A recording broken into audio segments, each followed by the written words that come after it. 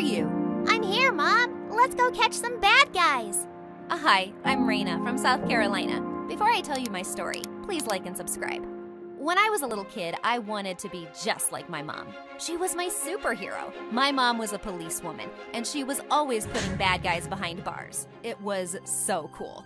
When I was 5, I started dressing up like her. I only wanted to wear a blue shirt and pants, and a cap like hers. But when she dropped me off at kindergarten, the kids didn't really understand. What are you wearing? Blue, like my mom. I want to look just like her. But it's not Halloween, loser. You're such a weirdo. When Mom asked me how my first day at school was, I told her I didn't want to talk about it. And from that day on, I'd only pretend to fight crime when I was at home. I'd never seen Mom in action. And of course, When Mom asked me how my first day at school was, I told her I didn't want to talk about it. And from that day on, I'd only pretend to fight crime when I was at home. I'd never seen Mom in action. And of course, I'd always wanted to. But the first time I did, it turned out to be a terrible experience. It was the first day of middle school, and Mom dropped me in her police car. As I got off, I noticed a bunch of kids staring at me. Why is the police car dropping you off? Are you some sort of criminal? No, it's just my mom. She's the coolest. Did you get arrested? Are you a bad person? No, my mom's just a cop. Suddenly, Mom jumped out of her car and pinned one of the students to the wall. I was horrified. Mom, what are you doing? Stand back and let me do my job. She started taking the kid to her car while he burst into tears, and I begged her to stop. Just then, the principal arrived on the scene. What's going on here? What seems to be the problem, officer? I saw this child putting something in his pockets. He could be putting my child at risk. I have to make sure he's not bringing a weapon to school. Officer, there is no reason to suspect him. If you want, he can empty his pockets. The terrified boy turned out his pockets and revealed bubblegum and markers. Oh God, this was so embarrassing. How could she do this to me? Mom turned red and just left, and I had all those kids glaring at me. That's your mom? Stay away from us. We don't want to go to jail because your mom's a lunatic. Oh, what a terrible way to start. I felt so ashamed as I went to my first class and quietly took a seat at the back when a girl leaned over and whispered, "Hey, I saw what happened. Are you okay?" That was so humiliating. I can't believe my mom did that. Moms can be so embarrassing. My mom is always embarrassing me in front of my friends. I'm Laura, by the way. When I got home that day, my mom cried and begged me to forgive her. I'm your mom. It's my job to protect you. I'm so sorry I embarrassed you at your new school. You know I'm not an embarrassing mom. I've always thought you're the coolest mom, but that was terrible. Just promise me you'll never do that again. She promised, and I hugged her tight. It was tough with the other kids at school, but at least Laura would hang out with me. One time she caught me staring at this boy in our class and nudged me with her elbow. You like him, don't you? Shh, maybe I do. He's really cute. Well, you should say hello, but not today. I'll come over to your house this evening and help you look super pretty tomorrow. Yeah, I'd love that. I was so excited to have Laura over and give her a better impression of Mom. But as soon as we walked into my house, Mom came running and pounced on Laura, tackling her to the ground. What the freaking falafel? Mom, what are you doing? This girl is part of a group of thieves we're looking for. She looks just like the main suspect. No, Mom, she's my friend. But Mom took Laura off to the police station, only to find out that she was completely wrong, again. And the next day at school, Laura told everyone what had happened. No one wanted to sit near me, and my crush wouldn't even look at me anymore. Laura, I'm so sorry about what my mom did. Can you just talk to me? No way! You think your mommy's some superhero, and that means you're just as crazy as her. You're an idiot if you think I'll ever want to talk to you again. Back at home, I couldn't hold back my anger at Mom. You promised you wouldn't embarrass me again. I can't believe you did this. No one wants to talk to me now. I'm so sorry, sweetie. You know how hard my job is. I just want you to be safe. This is just what I have to do. You mean you have to attack middle schoolers like they're criminal masterminds? Maybe if you weren't so bad at your job, you wouldn't keep ruining my life. I ran up to my room and slammed the door shut. My mom knocked on the door a few times, but then she left me alone. Good. I really didn't want to talk to her. Nobody was happier than me when middle school was over, and I was starting off at a new high school. I made it very clear to Mom that I didn't want her coming anywhere near my school. Even if there's an emergency, just send somebody else there, okay? Don't worry, I won't come. I promise. I'd learned my lesson this time and took the bus, not risking anyone seeing me in a cop car. And when I turned 16, Mom bought me a car of my own. I was so grateful for that. I almost forgot about everything that had happened before. I got to drive my friends around everywhere, and I also drove to my dates instead of having boys picking me up and Mom interrogating them. It was perfect.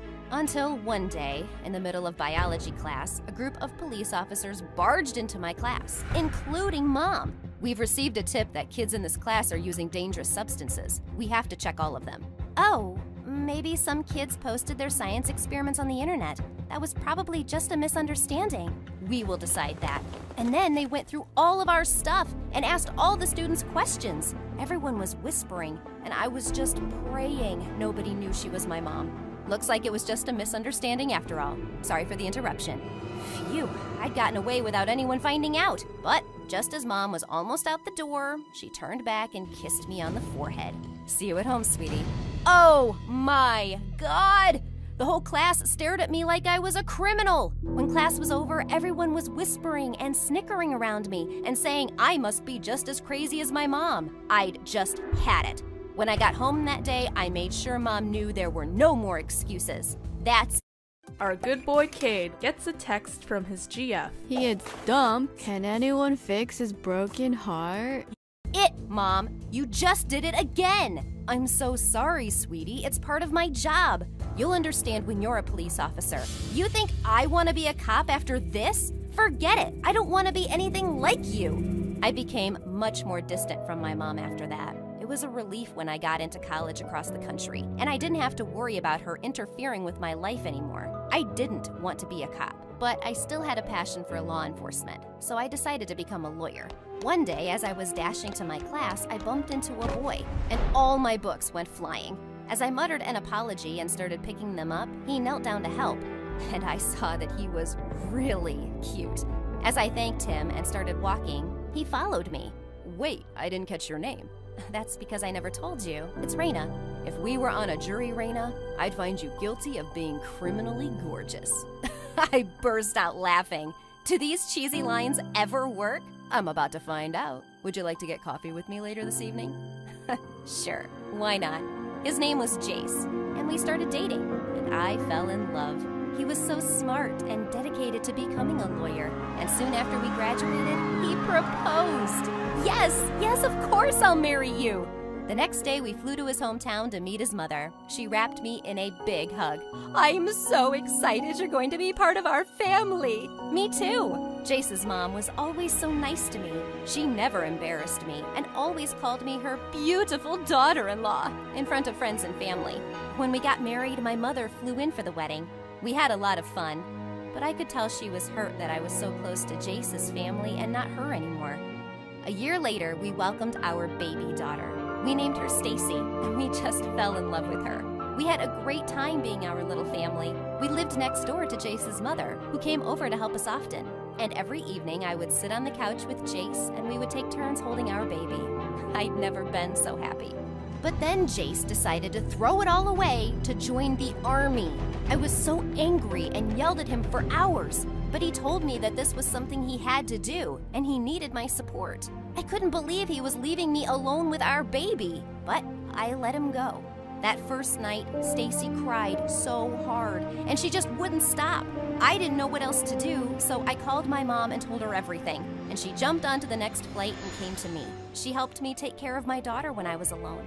I was so grateful she was there for me. Nothing else mattered.